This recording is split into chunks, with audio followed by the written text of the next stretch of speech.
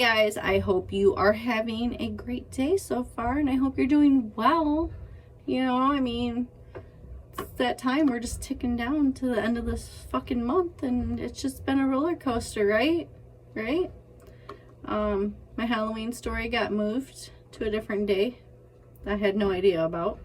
And I think I have a pretty good idea of what my Halloween story is going to be. Maybe. I'm going to do a little bit of research. So I'm at least going to finish these videos. And then I'm going to do a little bit of research to do my Halloween video. I'm excited to be done with this month. I'm excited. And remind me not to do this again, because this is killer shit. Okay? I work a full-time job. I work in a doctor's office. My brain is fried when I get home.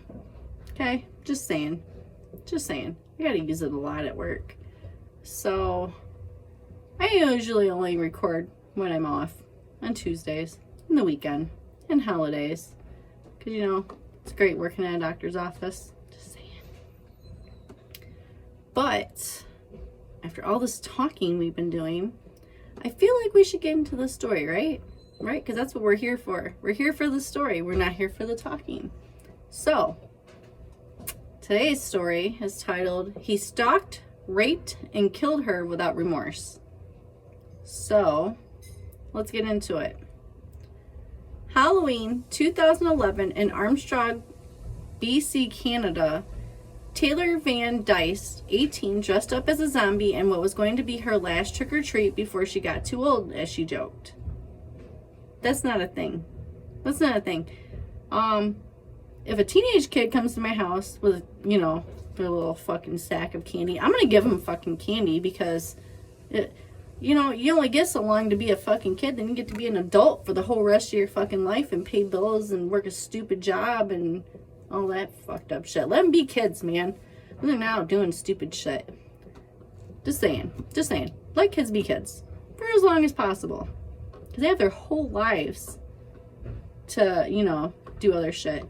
And if they're staying out of trouble, you know, trick-or-treating, hey, another win-win. Just saying. Okay? There's not such thing as being too old. Just saying. She left her house on foot around 6 p.m., walking to a friend's home, but she never made it. Taylor texted her friend as she walked. Her last text read, being creeped, meaning she was being followed. A search party was put together as soon as it was realized Taylor was missing. She would be found a few hours after her attack next to the railroad tracks. Taylor was found face down with a steel pipe lying beneath her head. How did it get beneath her head? Questions. Her family and friends quickly got to Taylor before she was taken to the hospital by ambulance. But, unfortunately, she succumbed to her injuries. After Taylor died, a nurse clipped her fingernails and gave them to the investigators, hoping to lead to her killer. Matthew Forrester, 25, was brought in for questioning in Taylor's murder. Forrester admitted that he had been drinking and smoking marijuana on Halloween night before he came across Taylor. They always have a ruse, right? She was walking and he followed her in his car. Once Taylor was in a secluded area, Forrester made his move on the girl. He admits that he planned to have sex with Taylor before getting out of his car. He claims he wanted consensual sex, but it was pretty clear he wasn't going to take no for an answer. The autopsy. The pathologist who performed the autopsy on Taylor Van Dyst first noticed all the defensive wounds on her body. Wait, that's not what it says either. I'm just fucking twisting it all around. I'm just making whatever fucking words I want. What's the point of reading the story if I'm just gonna say whatever? I don't know.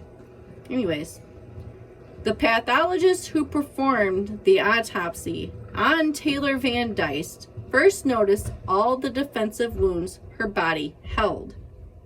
I don't see what the big deal is. I like the way I said it too. The official cause of death was blunt force trauma to the head. Taylor received 6 individual blows to her head. They tore through her scalp and fractured her skull. The blows to her head came from a large flashlight. I thought they found that steel pipe. confused and I have questions. And from her head being beaten against the ground where a metal pipe had been laid.